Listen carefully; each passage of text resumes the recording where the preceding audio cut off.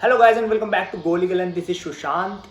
अभी recently Supreme Court ने judgement दिया है स्कूल फीस को लेकर। जैसे कि हम सभी को पता है कि 2020 से लॉकडाउन है और बच्चे स्कूल नहीं जा रहे हैं और बहुत सारी ऐसी एक्टिविटीज़ हैं, फैसिलिटीज़ हैं जिनको बच्चे अवेल नहीं कर पा रहे हैं, क्योंकि बहुत सारी ऐसी फैसिलिटीज़ होती हैं, एक्टिविटीज़ होती हैं जो जब बच्चे फिजिकली स्कूल जाएंगे तभी हो पाएगा। बट अब क्या हो रहा है, ऑनलाइन क्लासेस चल रही है। तो इसी को लेकर सुप्रीम कोर्ट ने जजमेंट दिया। अब ये बात कहाँ से शुरू होती है, राजस्थान की गवर्नमेंट ने एक ऑर्डर निकाला था, एक रूलिंग निकाली थी कि जो सीबीएसई है वो 70% एनुअल फी चार्ज करेगी और जो स्टेट बोर्ड है वो सिर्फ 60% चार्ज करेगा। तो जब ऐसा हुआ तो जो स्कूल्स हैं उन्हें ऑब्जेक्शन हुआ, तो जो स्कूल्स हैं वो सुप्रीम कोर्ट गए। अब जब जो स्कूल्स थे सुप्रीम कोर्ट गए तो सुप्रीम कोर्ट ने देखा कि अगर ऐसी कुछ फैसिलिटीज़ हैं जो स्टूडेंट्स अवेल नहीं कर पा रहे बट स्टिल जो स्कूल्स हैं वो उसके लिए फ़ी चार्ज कर रहे हैं, तो सुप्रीम कोर्ट ने कहा कि जो ऐसी एक्टिविटीज़ हैं, फैसिलिटीज़ हैं जो बच्चे अवेल ही नहीं कर रहे, ये बिना मतलब कि स्कूल जो फ़ी चार्ज कर रहा है, इससे क्या होता है, ये एक प्रॉफिटिंग और कमर्शलाइजेशन हो जाता है। और अगर हम स्कूल को देखें, स्कूल एक तरह से चैरिटी है जहाँ पे बच्चों को पढ़ाया जाता है, वहाँ पर प्रॉफिट और ऐसा कॉमर्शियल कुछ लेना देना नहीं होता। तो इसीलिए जो सुप्रीम कोर्ट ने जो अपील आई थी स्कूल्स की तरफ से उसको पार्टली अलाउड कर दिया और कहा कि आपको एनुअल फी चार्ज करेंगे बट उसमें आपको 15% डिडक्शन देना होगा। अब जो 15% डिडक्शन दिया है सुप्रीम कोर्ट ने ये मान के दिया कि स्कूल्स वाले जो एक्स्ट्रा चार्ज कर रहे हैं और जो एक्स्ट्रा प्रॉफिट बना रहे हैं उसको एज्यूम किया कि वो 15% होगा। इसलिए कहा कि आपका जो फ़ी होगा एनुअल फी उसमें आप 15% डिडक्ट करके एनुअल फ़ी चार्ज करेंगे। और अगर जो पेरेंट्स हैं वो फ़ी नहीं दे पा रहे किसी कंडीशन की वजह से, तो आपको उनको 6 मंथ्स का इंस्टॉलेशन का टाइम देना होगा कि आप 6 मंथ्स में जो आपकी एनुअल फ़ी है उसको 6 मंथ्स में आप पे कर सकते हैं। और सुप्रीम कोर्ट ने कहा अगर कोई बच्चा फ़ी नहीं पे कर पाता तो उसे आप एग्ज़ामिनेशन में बैठने से नहीं रोक सकते, आप उसका रिज़ल्ट नहीं रोक सकते और ना ही आप उसकी ऑनलाइन क्लासेस रोक सकते हैं।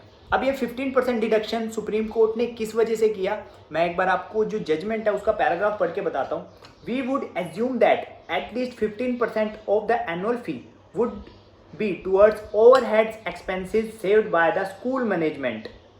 This assumption is on higher side than the actual saving by the school management of private unaided school. Yet we are inclined to fix the percentage because the educational institute are engaged in doing charitable activities of imparting and spreading education and not make money that they must willing proactively do.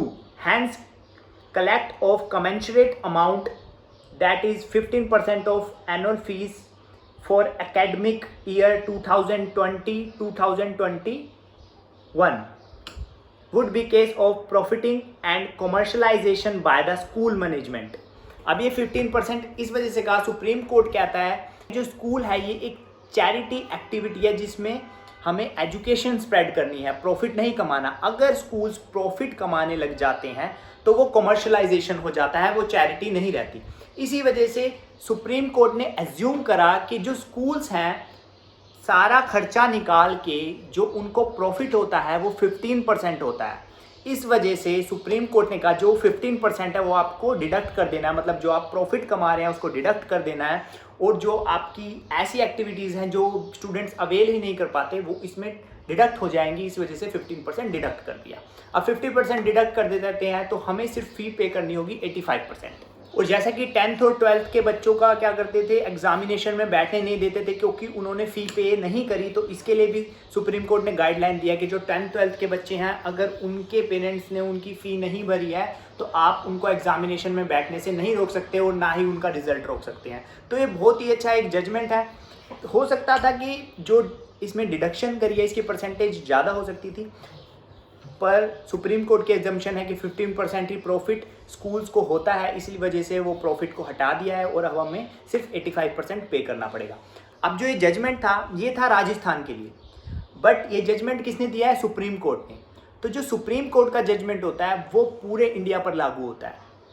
अब चाहे वो किसी एक particular state के लिए दिया, but किसने दिया है, सुप्रीम कोर्ट ने। तो इस वजह से जो ये जजमेंट है ये ऑल ओवर इंडिया के ऊपर लागू होगा। तो आज के लिए वीडियो में इतना ही। होप आपको वीडियो अच्छी लगी होगी, और अगर आपको वीडियो अच्छी लगी तो इसको लाइक कर देना, और अगर आपने अभी तक चैनल को सब्सक्राइब नहीं किया है तो सब्सक्राइब कर दो। और आपके माइंड में अभी भी कोई डाउट है तो आप हमें कमेंट सेक्शन में बता सकते हैं, या हमें इंस्टाग्राम पर भी बता सकते हैं। हमारा इंस्टाग्राम हैंडल है go.legal। और अब हमारी जो वेबसाइट है वो लाइव है। हमारी वेबसाइट है www.thegolegal.com। तो आप लीगल स्टडीज़ और लीगल सर्विसेज के लिए हमारी साइट पर जा सकते हैं। आज के लिए इतना ही, फिर मिलते हैं अगली वीडियो में, तब तक के लिए बाय बाय।